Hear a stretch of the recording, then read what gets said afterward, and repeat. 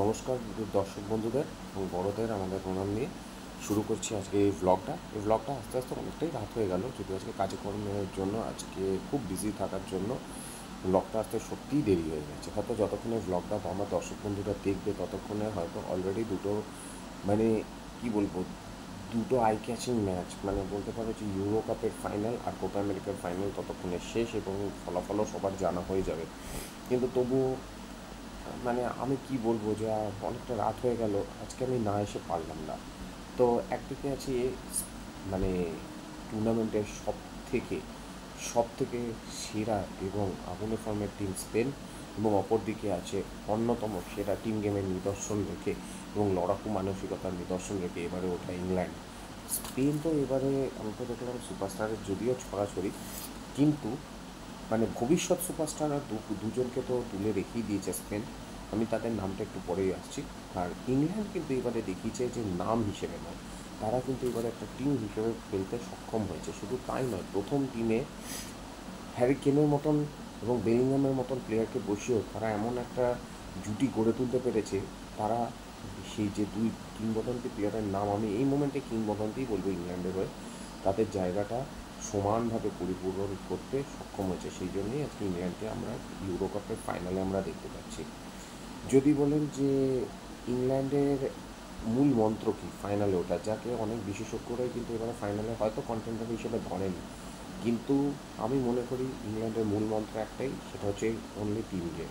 কালকে আমি একটা গ্যারেট সাউথগেটের একটা সাংবাদিক সম্মেলনে তাকে বলতে শুনছিলাম যে আমি ফেয়ারি টেলে বিশ্বাসী নই, কিন্তু আমি ড্রিমারে বিশ্বাসী, এবং সেই ড্রিমকে ফুলফিল করতে গেলে হার্ডওয়ার্ক ডেডিকেশনের সঙ্গে লাগে একটা প্রপার টিম গেম। আর বলতে আমার কোনো দ্বিধা নেই, এবারে একটা প্রপার টিম গেমের কিন্তু নিদর্শন রেখেই গ্যারেট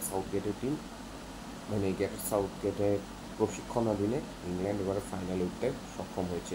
যদি বলেন যে players to be watch out for, তাহলে আমি ইংল্যান্ডের ক্ষেত্রে কিন্তু প্রথমেই আমি কিন্তু গোলকিপারের থেকে শুরু করব, আমি পিকফোর্ডের নামটা অবশ্যই নেব। প্রত্যেকটা ম্যাচে কিন্তু সে ঠান্ডা মাথায় এত সুন্দরভাবে ডিফেন্স থেকে ডিফেন্স থেকে পুরো টিমটাকে পরিচালনা করতে সে অন্যতম প্রধান ভূমিকা নিয়েছে।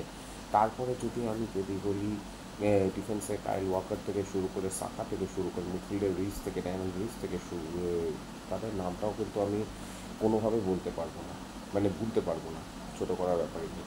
এবং সবথেকে বড় ব্যাপার, আফ্রন্টের দুই কিংবদন্তি প্লেয়ার এই মোমেন্টে, এক হচ্ছে বেলিংহাম আর এক হচ্ছে হ্যারি কেন।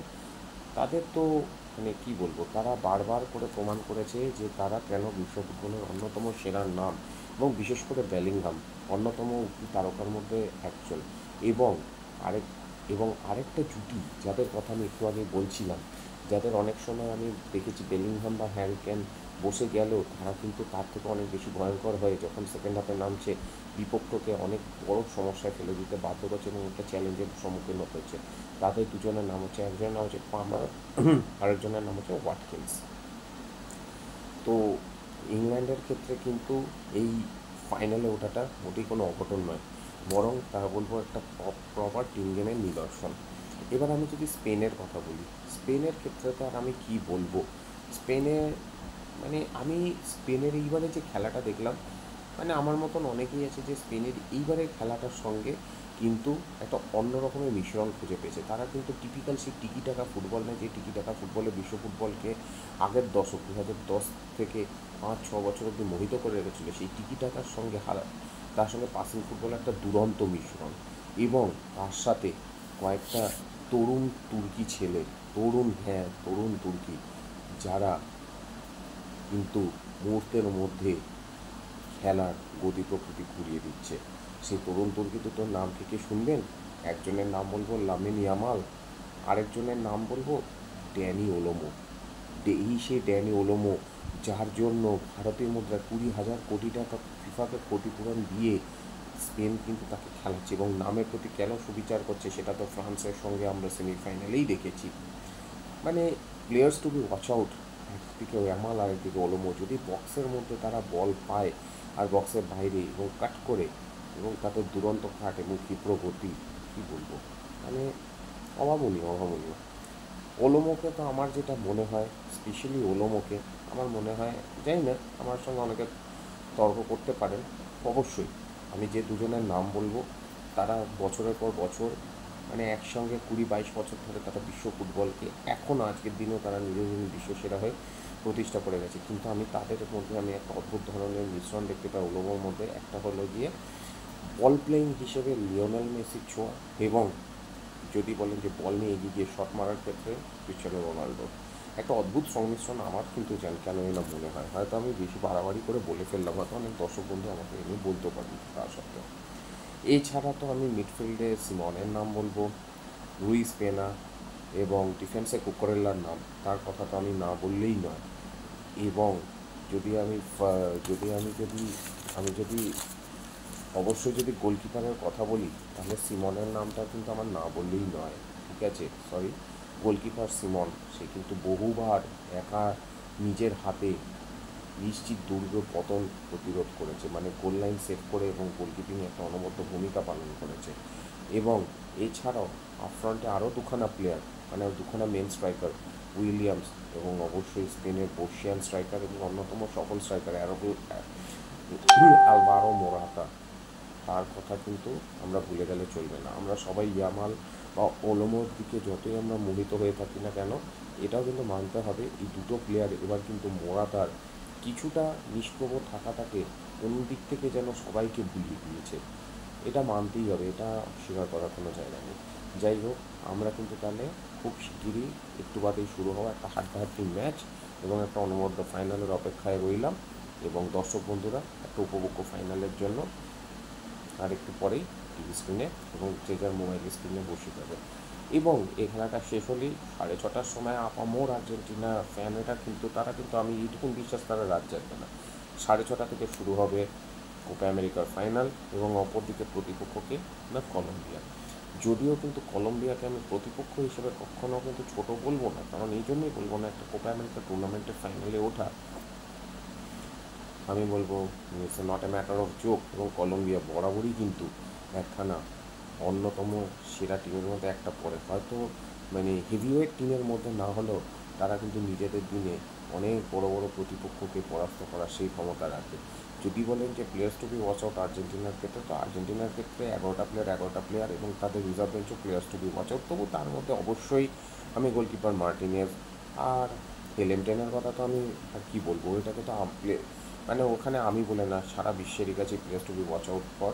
এবং আর্জেন্টিনা এবং সমস্ত মেসি ফ্যানেদের কাছে তার হৃদয়ের মণিকোঠায় বসে থাকবেন। এবং অবশ্যই আরেক কিংবদন্তি প্লেয়ার তার সঙ্গে থাকবেন, অ্যাঞ্জেল দি মারিয়া, অবশ্যই। এবং এছাড়া ডিফেন্সে আছে লা মার্টিনেজ, এবং স্ট্রাইকারও আরেক এল মার্টিনেজ, দুটো মার্টিনেজই থাকবেন। এবং আর্ডে পল, এবং তার সঙ্গে বাকি প্লেয়াররা তো থাকবেই। আর যদি বলেন যে কলম্বিয়ার ক্ষেত্রে players to be watch out for, তাহলে আমি গোলকিপার বর্গোজের কথা বলবো। এদিকে আমি কিন্তু আবার আরেকটা প্লেয়ার যাকে কিন্তু আমরা কিন্তু মাঝখানে ভুলেই গেছিলাম আগের দশকে, সে কিন্তু আবার ফিরে এসছে, সে হচ্ছে রড্রিগেজ। সেই রড্রিগেজ যাকে রিয়াল মাদ্রিদ এবং কলম্বিয়া সুপার সাব হিসেবে ইউজ করতে, এবং সুপার সাব হিসেবে সে প্রতিবার নিজেকে প্রতিপন্ন করেছে, কিন্তু এইবারেও কিন্তু সে সুপার সাব নয়, বাট ফুল টাইম প্লেয়ার হিসেবেও সে কিন্তু তাকে কম কিছু সে নিজেকে নিজের যে জাতটা সেটা কম কিছু চেনায়নি। সে দেখালো সে সুপার সাব নয়, সে হচ্ছে ফুল ম্যাচ টাইম প্লেয়ার, এবং সে যথেষ্ট নিজেদের দিনে অনেক উঁচু লেভেলে সে ভয়ঙ্কর হওয়ার মতন ক্ষমতা রাখে। পুরো কোপা আমেরিকা টুর্নামেন্টে বেশি না, তার দুটো অ্যাসিস্টে অলরেডি, দুটো অ্যাসিস্ট হয়েছে, দুটো অ্যাসিস্টে দুটোই গোল, এবং নিজের নামের প্রতি সুবিচার করে একটি গোল তো আছেই। এছাড়া তো তার সঙ্গে আছে কর্ডোবা আছে, এবং এবং কলম্বিয়ার যেটা আছে যে আপফ্রন্টে আছে লারমা মার্টিনেজ।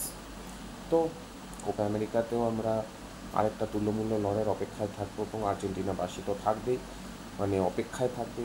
এবং সবাই, এবং আর্জেন্টিনার সকল ফ্যানেরা চাইবে মেসি এবং ডি মারিয়ার, তাদের মোস্ট প্রবাবলি আমার যেটা মনে হয় এই শেষ ম্যাচ তারা জিতে যেন কোপা আমেরিকা কাপটাকে তারা নিজেদের ক্যাবিনেটে রেখে তাদের একটা আন্তর্জাতিক ফুটবল এরিনায় একটা উল্লেখযোগ্য বিদায় হিসেবে, সারা একটা স্মরণীয় বিদায় হিসেবে মনের মণিকোঠায় রেখে দেবেন।